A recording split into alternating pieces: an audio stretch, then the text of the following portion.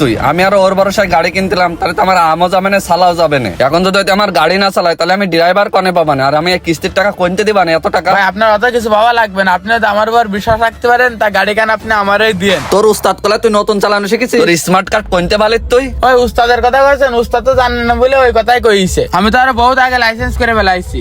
উস্তাদ রে জানালি, উস্তাদ কি কবে না কবে তারা দিয়ে করায়নি, এই জন্য তারা জানাইলাম না। সে জানে 2-3 মাস ধরে লাইসেন্স করে। ও তাহলে আমি বুঝলাম না, এদের মনে এই ষড়যন্ত্র চলতেছে, আমার গাড়ি চালাবে না, তোরেও চালাতে দেবে না, এই জন্য সব এইসব কথা আমার কই গেল। শুধু তাই না, আপনি তো জানেন এই গাড়ি কান আগে যে কোম্পানিতে ছিল, আমি আর আমার উস্তাদ যাই এই গাড়িতে ডিউটি করতাম। যখনই শুনেছে এই গাড়ি কান বিক্রি হবে আর আপনি কান গাড়ি খুঁজ দিচ্ছেন, আর ওই কোম্পানির মালিক মহাজন তো সব জানে গেছে গাড়ির ব্যবসা কিরকম করতে হয়। হনে তো আর কোনো টেকনিক খাটাতে পারছিল না। আপনি নতুন গাড়ির ব্যবসায় নামতেছেন, এই জন্য কল কৌশল করে গাড়ি কান আপনারে বুঝ করে দিচ্ছে, যাতে নাই আপনারে ভাঙাই চড়াই খাতে পারে। ভাই আপনি আমার উস্তাদটা না চিনতে পারেন, ও যে কি বেরেন নিয়ে চলে, আপনার মতো বক্কার বাইরে 2 দিনের রাস্তায় নামা যাবে গাড়ির ব্যবসায়। গাড়ির কাজ কাম হয়ে গেছে, পটে চলে এ, একবারে। কি রে তুই আমার গাড়ির কাছে কেন? আপনি এ কথা করছেন? তুই আবার প্রশ্ন করতেছিস? আমার গাড়ি আমি প্রশ্ন করতে পারবো না? না ভাই, ওই সেটা আমি তো বলিনি। আপনার গাড়ি আপনি প্রশ্ন করতে পারেন, কিন্তু আপনি এরকম প্রশ্ন করতেছেন কেন? আমি এখন বেনাপোল যাবো, মাছের টিপ ধরেছি না। বেনাপোল যাবি মানে? তুই কাটতে পারমিশন নিয়ে বেনাপোল যাচ্ছিস? পারমিশন মানে? আমি তো বিষয়টা বুঝলাম না ভাই। মানে কি হয়েছে ভাই, আমার একটু খুলে বলেন দিন। কত কইবার তোরে আমি দিতে পারবো না, তোর কাছে চাবি চাইছি, চাবি দে। শাকিল ধর টিপি যা। ও ভাই তাহলে আমি বেনাপোল চলে যাবো, আর ওই হেল্পার হিসেবে তাহলে আমি আমার ওই মামাতো ভাইটারে নিয়ে যাই তোর নাকি? যার ভালো লাগবে তুই তারে নিয়ে যাবি। ভাই আমি বিষয়টা বুঝলাম না। বিষয়টা বুঝলি না? শাকিল গাড়ি চালাবে। তাহলে আপনার এতগুলো টাকা বাঁচাই দিয়ে কি আমার বৃথা গেল?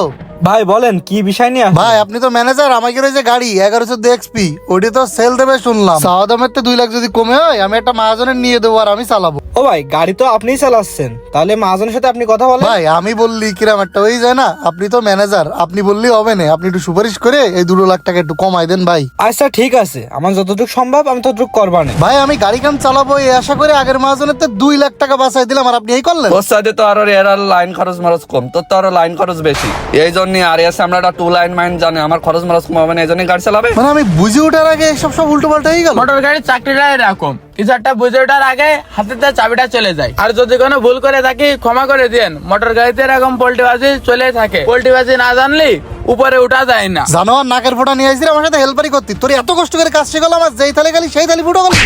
এ জানো আর এই ড্রাইভারের গায়ে হাত দিলি কেন? বাহ, আপনার এখনই আপন ড্রাইভার হয়ে গেল। আপনার এই গাড়িটা চালাচ্ছে কার যোগ্যতায়? আমার যোগ্যতায়। আর এইতে এখন আমার বেড়ে লাঠি মারতেছে।